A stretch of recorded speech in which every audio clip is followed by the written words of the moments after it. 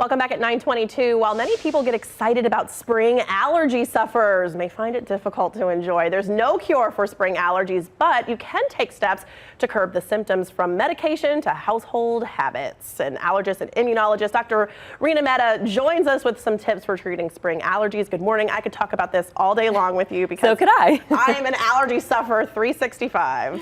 Good morning. Thank you so much for having me. Thanks for being here. Okay, let's talk about what people can do to kind of ease some of this misery, if you want to call it that, during the springtime months. Yes, so obviously the colder temperatures may help a little bit, but we are in peak pollen season. So it's really important to understand what your symptoms are and pick the right medications. When you're walking down the aisle of CVS and Walgreens, it can be very overwhelming. What do I pick for these symptoms? So what I would suggest is if your biggest symptom is sneezing, itchy skin, runny nose, something like an over-the-counter antihistamine like Zyrtec, Zysol, or Allegra can work really well. Okay. I usually don't recommend Claritin because it's not very potent.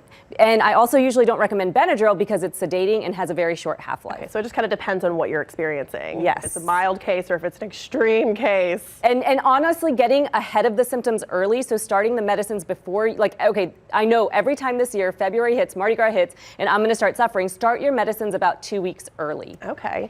And if your issue is congestion, so let's say you're a stuffy nose, I can't get to sleep at night, I'm gonna wake up with a, feeling like I can't breathe out of my nose, a nasal spray can be really helpful. Something like Flonase or Nasacort can really help that nasal congestion. Okay, and I know itchy eyes is also something people experience, or eye drops can be helpful? Exactly. So, a lot of times I like to use topical medicine, so to use the medicines where the issue is. So if your issue is your eyes, obviously a Zyrtec may help some, but an eye drop can be very helpful. So my favorite over-the-counter eye drop is something called Zatador, and you can use 1 drop in each eye twice a day. I usually recommend refrigerating the eye drops because let's say your eyes are really irritated. When you put an eye drop in, it can actually hurt more. So putting it in the refrigerator gives a really nice cooling effect. Yeah, that's a good tip. I need to remember that one because I usually just keep it on the counter in my bathroom or, in the cabinets. Keeping it in the fridge, that's a good idea. Other tips that we can do, I know I was reading, don't drive with your windows down, but the weather's so nice out right now, you want to open the sunroof, you want to open the windows in the house. Exactly, it's a reflex. It's finally getting nice outside, so you want to open up everything. Well, if you're an allergy sufferer, that can actually be reversed for you and it can actually make you feel worse. So don't drive with your windows open. Actually, wearing a mask if you're walking outside can really help because then you won't be breathing in pollen.